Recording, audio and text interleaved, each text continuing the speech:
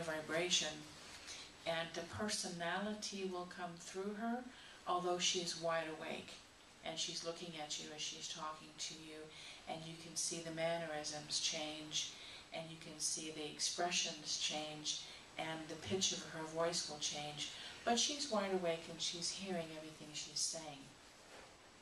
Then you have what's considered a full trance channel, which is like what Natalie Gianelli does with Dr. Peebles. Her eyes are closed, and she will channel for a full hour, and she has no idea what she says while she's in that full trance channel, so she records it because she completely steps aside. So when I channel, and I do channeling when I do the meditations that we do in the morning, I set the intention and I said to my guides, I want it to be wide awake, I want to hear everything I'm saying, and I want it to sound like me. So I don't allow their personalities to come through and change my expression or my voice, and I tell them, whatever it is, I want it to sound like me. For those of you that really know me very well, sometimes the only way you can tell if I'm channeling is if I use different vocabulary. When I talk, I use the word actually a lot. When I'm channeling, I never do, because they never use it. And I hear these great words coming through that I'm like, oh, that's a really cool word, because it wasn't one that I might not have otherwise thought about. And the funny thing is when I'm doing automatic writing, I'm a great speller. You know, for some reason, I know how to spell the word when I'm coming through with the channel. So it can come through in so many different ways. And there's no right way, there's no wrong way, there's no better way, or it's just whatever is personally comfortable for you, however you connect to Spirit. And as Felise so eloquently pointed out, Spirit is your deceased loved ones, your angels, your guides, ascended masters, star beings. It's from any kind of vibrating higher wisdom that wants to come to you with a message of encouragement, of peace, of life path advice that you have set yourself open to receive. That's really it in a nutshell. And it is just the best free advice you can give. I mean, and it is. All you have to do is say, I'm open. And if your ego is in there, and I love how Felise really just boiled it down to something very simple. If it feels good, it's from higher vibrations. I know when I start hearing myself saying, well, you should have done that. I know that's not higher vibration, that's my ego. Angels never use the word you should have, you could have, you didn't.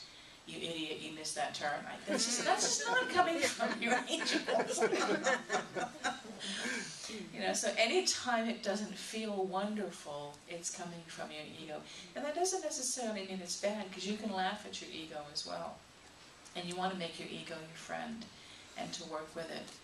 One of the things that I hear a lot of people when they start out on their seeking journey say, oh, I want to eradicate my ego. You know what? No. Your ego keeps you alive. It tells you to go to bed and get sleep. It tells you to eat food.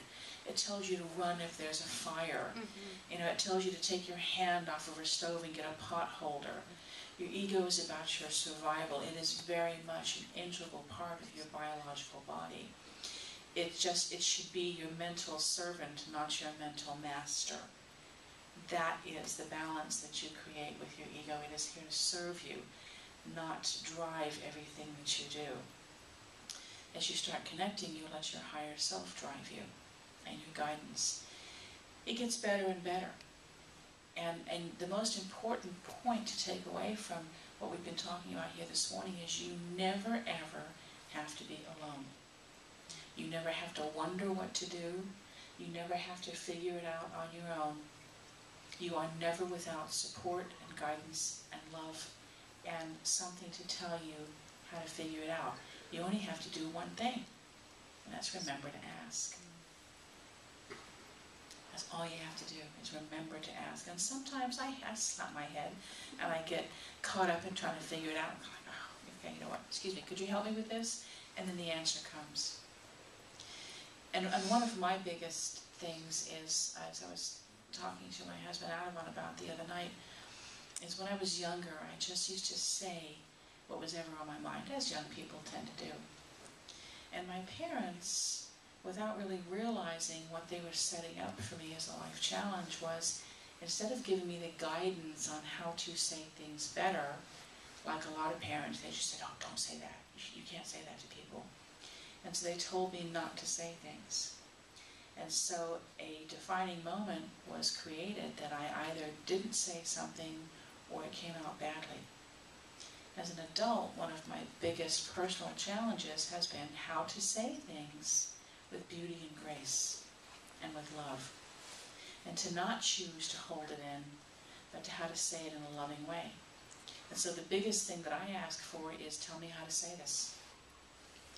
For you it might be something different, whatever your personal challenge is, but for me, it's, I need to say this, I need to express this, I need to get it off my chest, I don't want this festering inside of me, it's toxic. Give me the right time, the right moment, the right words, the right length. Everything about, in order for me to get this off my chest and share with whoever it is. And sometimes I end up not saying anything at all. It's just something that's kind of like, you ever have those imaginary conversations where you want to say something to somebody and you don't want to say it to your face? Sometimes I just go in and I talk to their higher selves. And that's enough too. You can get the guidance. So whatever your personal challenge is, get the guidance on it to make your life a lot easier. So I just wanted to touch, we're after 11 o'clock, but I did want to share something in honor of Father's Day and with parents and all. And some of you are parents, but you are all children, and so you all have parents. And I wanted to just touch on the immediate and intimate and intense relationship we have in the parent and child relationship. For those of you, you know that the most important messages we get from our parents. And if you're having a bad day and something isn't going right, and when you were a child you would go to your mom or your dad and they would say something really uplifting, didn't it mean so much more coming from your parents? I mean, when your mom or your dad complimented you, it had a feeling of reality and support and impact and truth that it did from your best friend or your uncle or your grandparent. But when your parents said something uplifting to you, it just held so much more. And that's because of the connection. It's because of the immediate and the close relationship in the DNA and the nurturing relationship we have.